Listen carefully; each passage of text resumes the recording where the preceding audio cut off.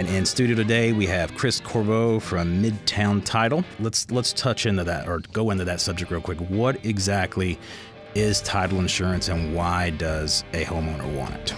Well, the first thing I'll say about title insurance rates, since you brought it up, is that the rates are on file with the Department of Commerce and Insurance for the state of Tennessee. Okay. So what that means is a title agency such as myself or a competitor of mine, we have to use the rates that are on file at the Department of Commerce and Insurance.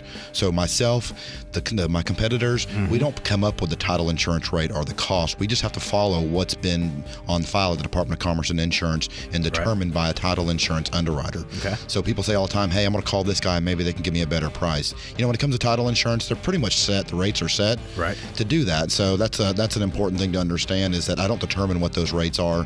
My competitors don't determine what those rates are. The title underwriters do, which there's about 5 of them in the U.S., and they file those rates with the Department of Commerce and Insurance. So if anybody ever wanted to question what a rate was, you could always call the Department of Commerce and Insurance, and they could give that information. So wanted to get that out there. But really what title insurance is it's protection against loss from problems connected from the title from the property that you're purchasing. Okay. You know, most properties have been bought and sold several times over the years, some of them for long periods of time. And you just don't know along the way, has something gone wrong? Has there been a forged deed?